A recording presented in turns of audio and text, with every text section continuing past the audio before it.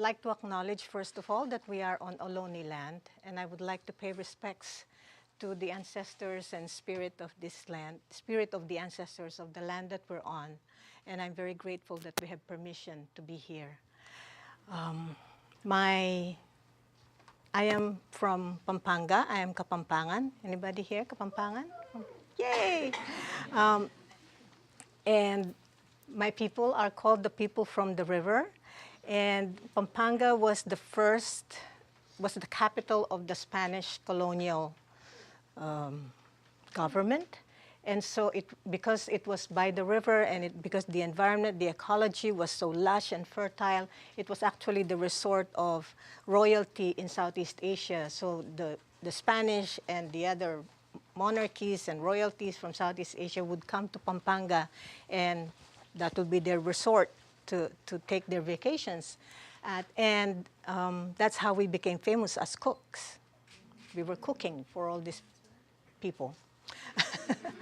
So my long name is Elenita Fil-Am Mendoza Strobel.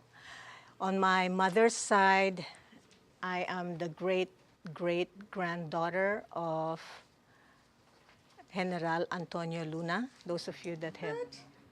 Wow. Yes. There have always been rumors in the family that we were related, but not until recently did we find the documentation that my mother's father is the son of Joaquin Luna, who is the brother of Antonio and Juan Luna. And so I'm very glad that that is confirmed. On my father's side, my grandmother is Lucila Salonga. Unfortunately, I do not know much more beyond her, but when I think of my ancestors, I always remember a retreat we were having at the Center for Babaylan Studies, and we're talking about ancestors, and in my meditation, I was crying because I was telling my ancestors, I'm sorry that I do not know you beyond the second or third generation. And the voice that came to me was, you may not know our names, but we know you. When we remember you, and we thank you for doing the work that you're doing. So my grandmother, Lucila, was widowed very early and raised 7 children by herself, so I call her my magical grandmother. And when I started doing my work, she would come to me in my dreams. And because I wanted to remember her and make something out of the fragments of the stories that I know about her, what I did was make up stories. So I said, oh, she could put a lighted end of a cigarette inside her mouth. What kind of a magical woman can do that, you know? And then raise 7 children by herself. So, so she inspires me a lot, and I planted a honeysuckle plant that is now 30-year-old vine creeping up on my second floor window, and every morning I go out there and greet her. So I'm thankful for my ancestors. And I am not a pioneer because the pioneers are thousands of generations behind me. So, next, please. So I'm asked to talk about Psicoloyang Filipino in the 1980s, 1990s, and in the present, I guess. But I came to this country in 1983 by way of an interracial marriage. I married a white man. I used to say I married my oppressor. But that is the best way to do psychology.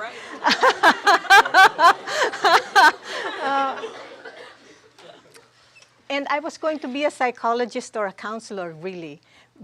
And so I was going to therapists and counselors, but it wasn't working well.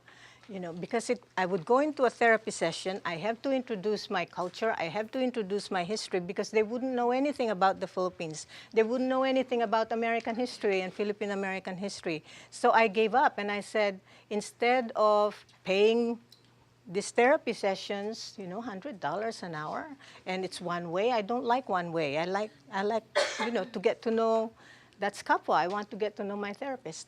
So instead, I went to Sonoma State University and did a master's degree, an interdisciplinary master's in cross-cultural counseling, Asian American studies, and there was a third one, Asian American Studies, Cross-Cultural Counseling, and Intercultural Communication, I think. And in order to do that, I had to sort of create my own curriculum with my three mentors. And as an MA student, I had to go to Berkeley to take PhD studies with Ron Takaki and Norma Alarcon and Professor Carlos Munoz. And so I would get these headaches because I was reading Foucault and I was reading all this postmodern, post-structuralist, and I didn't understand the language. And so I would go to Filipino American Jungian therapist in Berkeley, Ruth Hill, after going to class, and I would sort out what was going on. And so after I finished that MA degree, I also got to know Virgilio Enriquez, who was at UC Berkeley lecturing and teaching Filipino. And I was very fortunate to have met him, and I followed him around wherever he went in the Bay Area. But wherever he was lecturing, I'd show up, and then I got to understand that Sikoloyang Filipino was the narrative that I was looking for, that this was the counter-narrative to whatever the pervading discourse at that time about psychology of Filipinos. And the work of Virgilio Enriquez, if you have not yet read him, how many of you have read him already? Great, okay. It was really a response to an earlier group of psychologists and anthropologists, and the group of Frank Lynch, who is Jesuit, and Mary Rosales, who came up with Filipino values. And that supposedly these Filipino values are hiya, and utang na loob, and pakikisama. And in the 1970s, late 70s, after Virgilio Enriquez finished his PhD at Northwestern University in Chicago, he went back to the Philippines and realized that he didn't want to impose a Western psychological model on his people. And so he said, he started teaching at the University of the Philippines, and he told his researchers to go outside of Metro Manila and said, go and ask people themselves what they value and what they think of themselves. And that's how we came up with the Sikoloyang Filipino, Filipino core values. No? And we now have those as kapwa and loob and pakikiramdam. And so there was a shift from Filipino surface accommodative values to Filipino core values. Next, please. And during the 1980s, it was also the era of the indigenization of the social sciences in Asia. And they were beginning to talk about what does it mean to indigenize the social sciences, what does it mean to do it from within and to do it from without. And so the discourse of Sikoloyang Filipino kind of became a more established body of knowledge and academic discipline in the Philippines.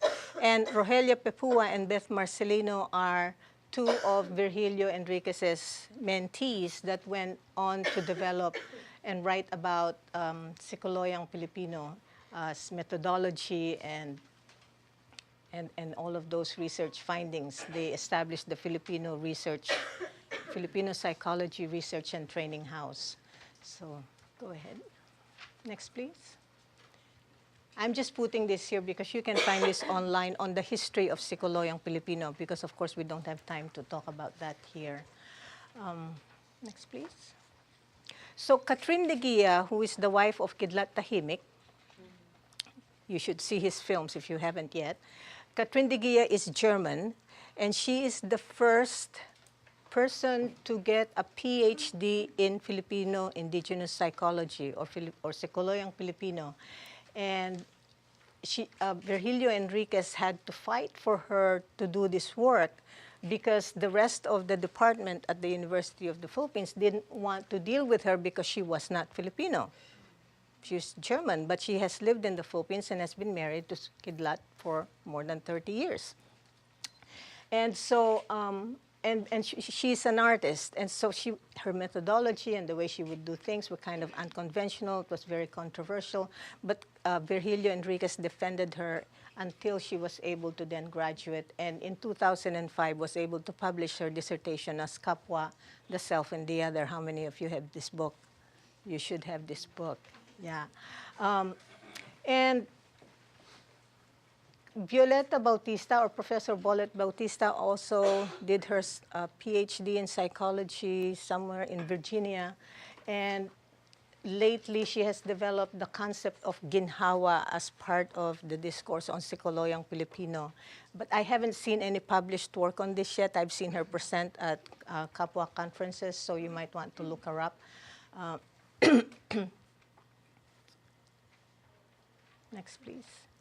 So in the United States, while Vera Enriquez was here in the maybe between mid-80s to the mid-90s, he died in 1995, he wrote From Colonial to Liberation Psychology, and I think his intention was to write this for Filipino Americans who were just beginning to look at colonial mentality and just beginning to look at decolonization as pagbabangong nangal. Dangal means honor. And this was the only monograph that he was able to publish before he got sick while he was in Berkeley. But in the meantime, he went all over the Bay Area and all over the U.S. doing lectures on Filipino core values. And there was a group of us, a small group of us, who sort of trailed him and followed him around. And next, please. And we even organized Psikoloyang Filipino conferences, and the first one was at Yale University in the East Coast. And that was where I met Harold Conklin. Some of you may have heard of that name. He was an American anthropologist. He was an expert on the Mangyans and also went up all the way to Cordillera, and he is 6'4". And at that conference, this was the first conference where Virgilio Enriquez asked me if I would present some of the work that I was beginning to do in my MA program on cultural identity formation. But at that conference, I decided I would talk about the power relationship or power dynamics in an interracial marriage. Well, apparently, Harold didn't like what he heard, so he told me, he was towering over me, and he says, maybe you shouldn't decolonize yourself. You don't need to decolonize yourself, just de-Protestantize yourself. Because I talked about being Protestant. And Penelope Flores and Carmen Kirk, who were part of the group, they saw me cowering and feeling intimidated by this big white man, and so they came to my rescue and took me away. But I went home. When I went home after that conference, and his question to me was, and he told me, Conklin said, just write your story, you know. And so when I sat down and I started to write, my Tagalog flowed.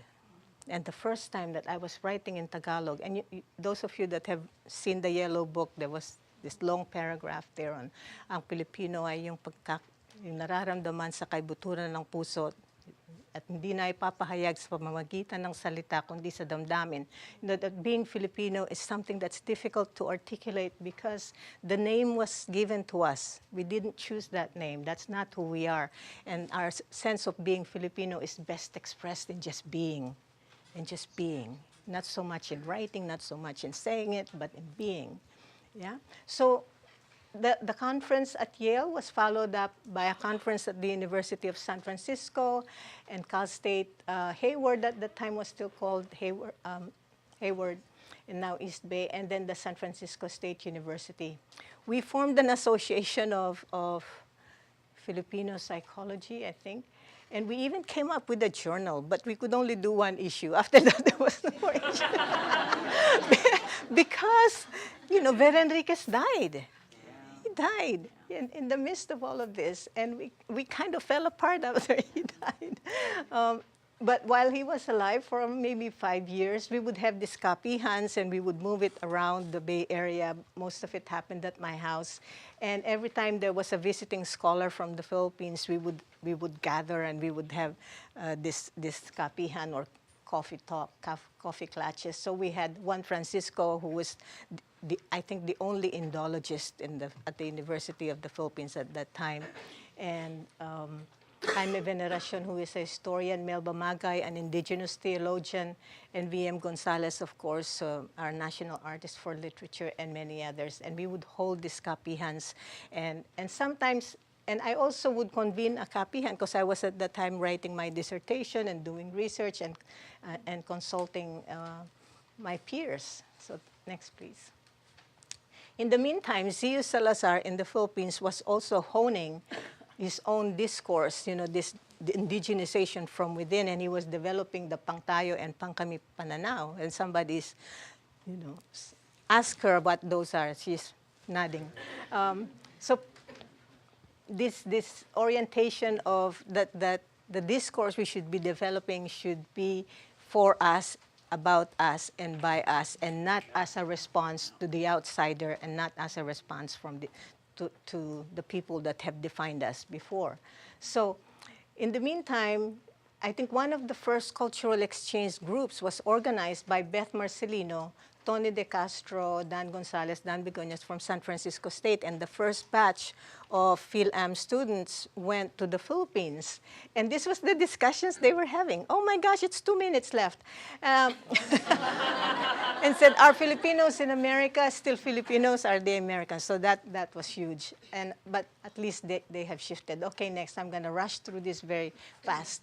The concept of loob was what really was very very important to me, because when I was reading about the discourse on Kapwa, the concept of loob was not as developed. So when I met Father Alejo and his work on indigenous Filipino philosophy and being able to read Tao Po Tuloy in Tagalog, it really changed my life and the way I do my work. So I'm sorry I have to rush. Felipe de Leon Jr., Vera Enriquez sort of handed over Psicoloyang Filipino to Felipe de Leon Jr. He is a humanities professor. He is currently the chairman of the National Commission on Culture and the Arts, and he is behind the establishment of the Schools of Living Traditions and the Gamaba Awards. And this is one of his very famous and very powerful lecture on the image of the Filipino in the arts, where he highlights the indigenous beauty of the Philippines. Yeah. And while all of this politics was happening, my younger sister was following the work that I was doing, and he could see the conflict between those scholars, critical scholars, who would call my work nativist, essentialist, and romanticizing the indigenous and so on. And so because she was able to connect with Psicoloyang Filipino and Zio Salazar group in the Philippines, she was able to write this book and to look at what was really happening as Filipino Americans were trying to construct an identity. Yeah? Next. Okay, so I think these issues are still with us. Normative dissociation, you understand what that term is, the masterful but empty self of modern identity. And I said, this is an issue for me. I don't know if it is for others. I feel that our assimilation, acculturation, even some identity development theories are kind of narrow and limiting. So, and these are some of the areas of activism that, next. And so in 2009, we established the Center for Babaylan Studies, because if those of you that have seen the red book, The Babaylan, Filipinos and the Call of the Indigenous, this is what called me after the question, what do you do after you decolonize? So I said, oh, okay, I'm really being called by poetry. I'm attracted to indigenous literature and all these writings. And so we started conceptualizing and of course, I was inspired by the story of the Babaylans, the pre-colonial ancient women, powerful women and men who were killed and exterminated the first 100 years of Spanish colonialism. Okay, so the major issues now, of course, is, for me, climate change, because Noemi Klein says this changes everything. And we have to develop the mixed race issues and how does Filipino identity fit in there. And this, for me, I'm seeing right now in my courses, tech-mediated identities, where you have students that their sense of identity is very much connected to the technology. Failure of postmodern frameworks. I feel like postmodernism has really failed us because it doesn't offer anything in the end except deconstruction. And then I put a question mark on whether or not we should end identity politics or we should continue to hammer at it. Okay, next. Okay, so this is what calls me now, and this is what I'm doing. And I'm doing it through the work of ethno-autobiography. And this is a quote from Father Alejo. He said, Leny, he says, don't worry about indigenous peoples dying. All it takes is for one of them to dream and everything becomes alive again. So a lot of us are dreaming right here at the Center of Babaylan Studies. And ethno-autobiography was developed by Jürgen Kremer, and he's my colleague, and we've worked at developing an undergraduate textbook on how to decolonize whiteness and how to uncover ethnicity. And so for me, this is like the culmination of all of the elements that I've been dealing with in my own work, whether it's dreams or ancestry or myths and storytelling, connection to place, connection to nature, dealing with the shadow material of history. All of those come together in this work. So you might want to look that up. I think that's the last one. And I'm very thankful to EJ for writing the new foreword to the second issue of Coming Full Circle, which was my dissertation. And I think I want to end with that. This is what an elderly Manobo woman told a group of Fulbright teachers from California as we were having a discussion about issues, and and she said, please allow us to express our beauty. She didn't say, give me justice, give me liberty, give me education, give me freedom. She said, allow us to express our beauty. So when you do your psychology, that's what we're doing, right? We're trying to express our beauty as Filipinos, as Filipino Americans. So thank you for listening.